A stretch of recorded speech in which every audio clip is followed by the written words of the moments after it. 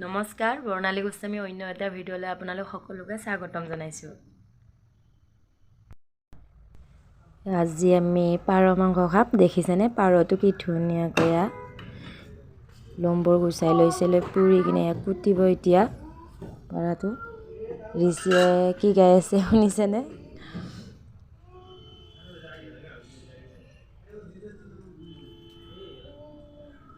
আমি আজি পাৰ মাংস জুইত বনাম। বাহিৰত ধুনীয়াকৈ জুই ধৰি লৈছোঁ। জুই ধৰিলে তাতে এতিয়া গৰম পানী হ'ব দিছে। পাৰটো কুটালৈকে গৰম পানীখিনি ৰিচিত দিছোঁ আমি।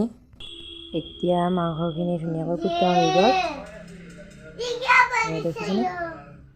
ধুনীয়াকৈ মাংসখিনি কুটা হৈ গৈছে। এতিয়া ইয়াতে মই ডাঙৰ পিঁয়াজ 3টা, আলু 3টা, ওলকবি অকণমান লৈ লৈছোঁ।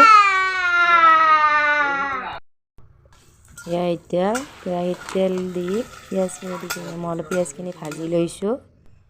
ধুনীয়াকৈ পাৰখিনিও দি দিছোঁ মাংসখিনি।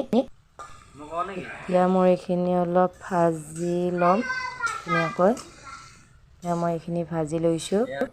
এতিয়া মই ইয়াত ওলকবি আলুখিনি দি দিছোঁ। দি আকৌ মই ভাজি দিছোঁ। দেখিছেনে কি ধুনীয়া হৈছে।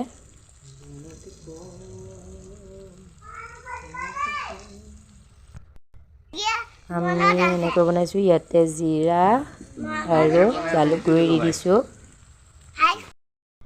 আপোনালোকে পাৰ মাংসটো এনেকৈ বনাই কি মছলা দি মোক কমেণ্ট কৰি জনাব। এতিয়া পানী দি দিছোঁ। পানীখিনি দি ধুনীয়াকৈ মই লাৰি ঢাকন মাৰি দিম। এতিয়া মাংস ৰেডি হৈ গ'ল। ইমান ধুনীয়া হৈছে। আপোনালোকেও এনেকৈ বনাই খাই চাব। কি ধুনীয়া হৈছে দেখিছেনে? পূৰা গৰম গৰম।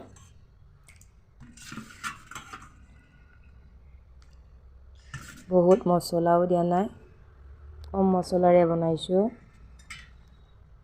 পূৰা টেষ্টি।